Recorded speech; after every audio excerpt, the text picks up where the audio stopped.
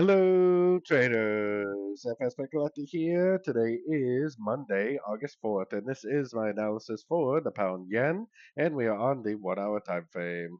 So the pound yen made a very strong move down last week. We did not break Strutzer, but we definitely went all the way down to Strutzer. Some of the yen pairs do look like they are getting ready to make a possible bigger move down.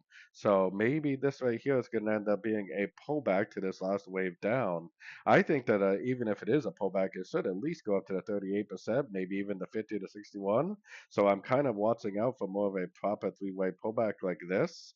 And it doesn't have to be the 38 or the 50. It could be any one of these fib levels. But if I see three waves pull back to a Fibonacci level, then a nice engulfing move to the downside, then I definitely will take that as a short, potentially for the continuation of what may be a much bigger move on the higher time frames starting. So, anyways, don't forget to check out my website, fxpipcollector.com. And as always, thank you for watching and happy trading.